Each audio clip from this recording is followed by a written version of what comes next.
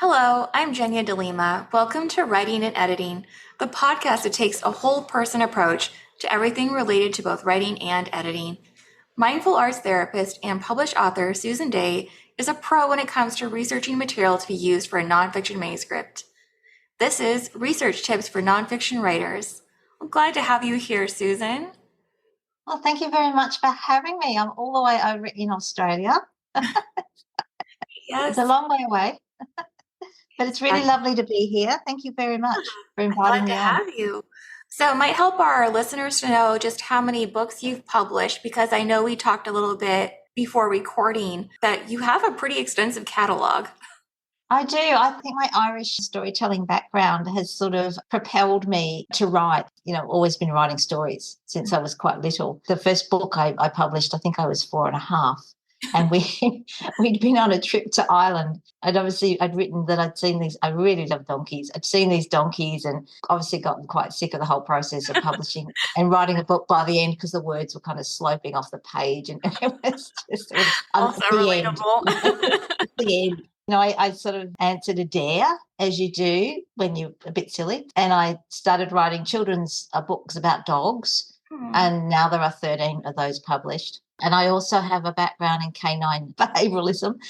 And when I left that career behind, I thought I had all this knowledge in my head, so I put those into books. And when I discovered art therapy and mindfulness, I thought, well, this is the book. And publishing after, like 14 years experience working with Amazon and Kindle. And I thought this is a wonderful way a wonderful platform to reach people who perhaps can't afford an arts therapist or would like to sort of test the water, as it were, and think, oh, what is this art therapy thing that's happening? So these books that I'm writing are nonfiction, obviously. The research involved is really quite interesting. Yeah, so that's where I'm at the moment.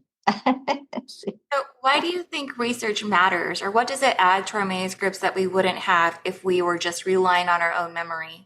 I just think you can pull in so many different aspects and ideas. And I have a background at university background, so I understand how to write, essays and build a bibliography and end notes and footnotes and all that sort of stuff. So I'm currently working on a book called Building Emotional Resilience in Preteens using mindful arts therapy. I honestly believe it's such an important part of our population is this group of young people who are about to hit adolescence. Adolescence, as we know, is really awful. It's Yeah, just, it's a dumpster it's just fire. terrible. It's just, and then it's interesting because I thought, well, I work with preteens. I've done groups with them and work one-on-one using mindful arts therapy to help them. But doing the research was really interesting because I had children. I have grandchildren, one of whom's a preteen. The others are lining up to become preteen. I do. When I went into the research, I suddenly realised how much their brains change, Hmm. which I kind of knew, but I didn't realise to what extent. That's the sort of gift, if you like, of research. Doing the research is the proof, if you like. Yeah, that you're adding Yeah, believability. It's not just your ideas, but I think it also shows that you're serious about your subject matter. Because it's easy enough to say, well, here's my opinion and then share it on the page, but it shows that you're really committed to it because when we look up research, we're also putting ourselves then at risk to find ideas that are going to be counter to ours. And then how do we address that, not just in the research, but even in our manuscript? absolutely, yeah. And I also find that it's interesting that it adds weight to your professionalism and Mm. to your voice. Like it's not just me and it's not just the group of people I hang around with or like-minded people. I read a beautiful book about awakening resilience and it was really good. And I thought, this is really powerful. There was a bibliography at the end, but there was no references within the context. And for me, that sort of lacked something. So I had this group of books and references that had been used to build the book, but I didn't know where they fitted in. I couldn't go back and find more research. If a particular aspect of the book I found was quite interesting without having to go through the entire list of books and references. I love that you know enough to even look in the backs of these other books and look for their sources, because that also leads into something that I thought we might end up touching on later, but we may as well talk about it now. And that is, how do you know if these are good resources, if these are even resources you should be using or not? So let's say you did That's pick it. up a Yeah, book on the internet and then you look in the back and everything they're quoting is from a Wikipedia article. that's right. For me, that's part of the tools that I gained when I was at university, Mhm. was to dig a little bit deeper underneath the references. So yeah, Wikipedia is a great resource for checking things. But if you go to the bottom of the Wikipedia page, there's an extraordinary list, a bibliography of research, and that's where you find the original. And I think that's a really important thing for authors to double check. Right. And also, not just going to a website that has a great deal of references and also authority. Mhm. So, some of the ones like Psychology Today is a good one that I would refer to, not just somebody in a sense like my website has got over 200 blog articles and it's sort of being powered now. Those are powering the SEO of the website and establishing my authority. And that's another research aspect that I've done a lot of work with. But also, don't take my word for it. Go and, I used to say that when I was a dog trainer, don't take my word for it. Go and do your research. Try this, try it out for yourselves. And I think it's a little bit lacking today too. Right. Well, and it's so easy too. And I think there is this inherent bias that we have. And I know there's a name for it, which of course I can't remember, but we do have a cognitive bias where we tend to see people in positions of authority, or we assume they're in a position of authority, and we automatically believe what they say, or we believe them more than we would someone who doesn't appear to have that same position. And so I think it's too easy to just become swayed by that and then not look into the credentials, or maybe not even look into the resources that they're claiming they used, or maybe those resources were biased and they were all going to point in the same direction anyway. Yes, absolutely. And I think it's quite prevalent in the area that I'm in, which is Western alternative medicine, if you like, or the Eastern spiritual meditation of mindfulness. And I think we could probably bring in Tai Chi. I do Tai Chi and yoga. And I find that Tai Chi very powerful. And, the movement's about bringing the energy up from your feet and pushing it back down into your heart. And there would a time that, a lot of people would have thought, oh, that's just mumbo jumbo. It doesn't make any sense.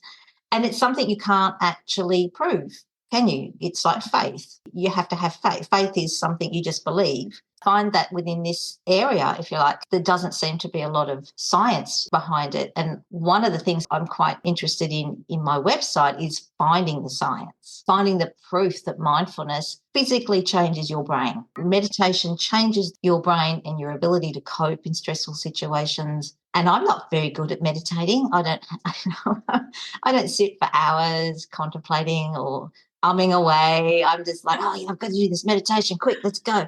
But it still works. And it still works for me at this particular level. So I think the research, the science behind it, I find really, really interesting. And it's proof of these, like yoga and Tai Chi, that thousands of years old. They're still being practiced, they're still powerful, they're still changing people's lives. But now we have the scientific equipment to prove it, Mm-hmm.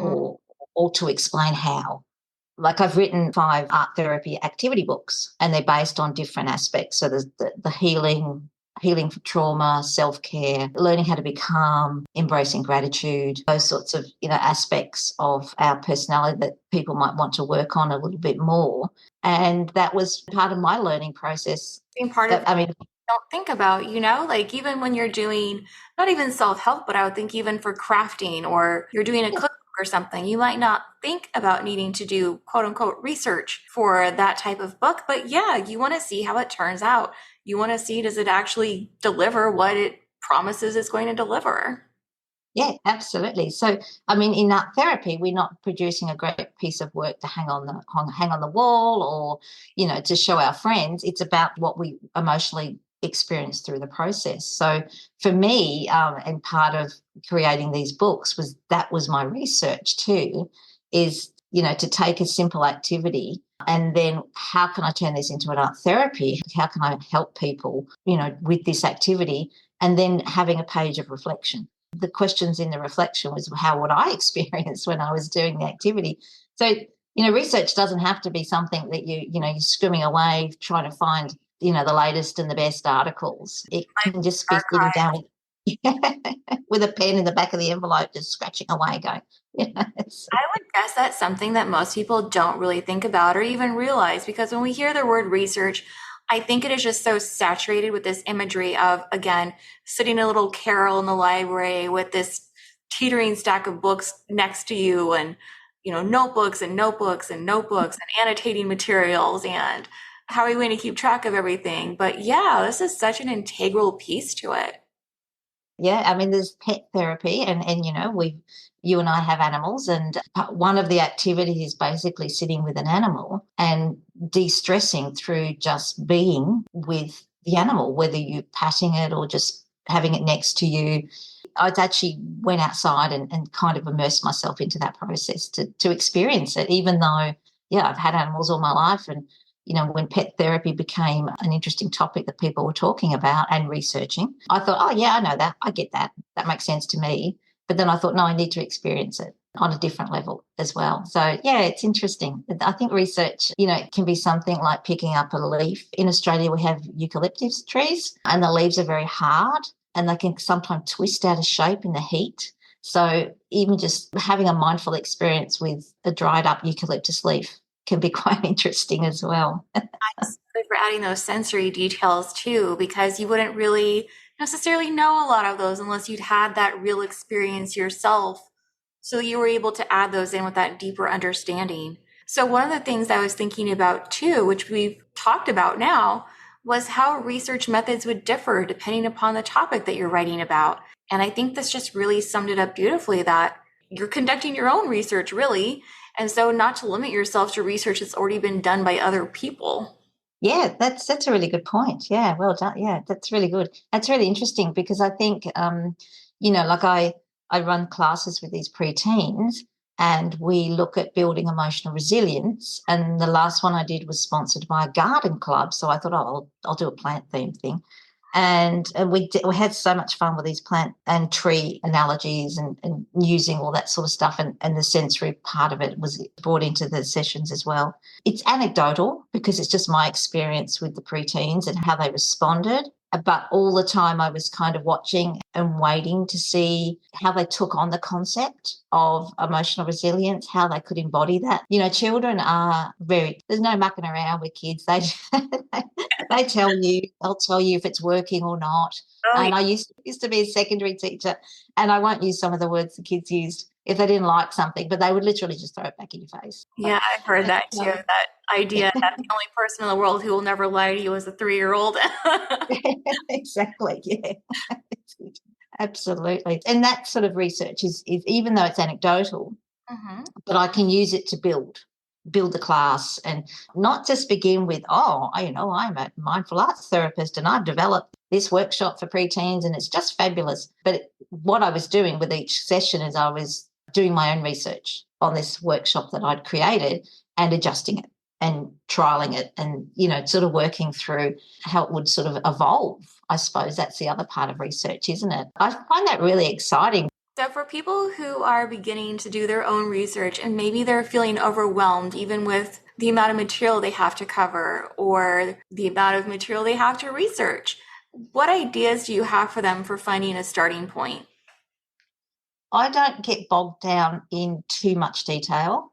I think it's about being able to have a framework from which you're working from and sticking to it. So Yeah. it's very easy to run down that rabbit hole Oh, of research and spend hours and then losing where you're at. So I tend to hone in and focus on, what question do I have? yeah. Like, what physical aspects changes in the brain of a preteen? And I just focused on that, and I would find the research that I needed, and not just to prove my point, but to add to my ideas Right. or introduce new ideas. Like I said, some of the things I learned myself, and that will change how I work with preteens in day to day as well, not just in the book itself. The problem, I guess, with research is you can find almost anything to prove a point. Yes. As we know, we've all lived through COVID. Thankfully, we've all lived through COVID, but there was a lot of anti-vaxxing, anti-COVID information about. And it was interesting to see how everyone was looking for that piece of information that resonated with them, that, introduced them, I guess, to the ideas and concepts that they wanted to believe. Right. Yeah. Another Does cognitive that bias, confirmation bias, where we only yes, confirmation? Exactly. Yeah.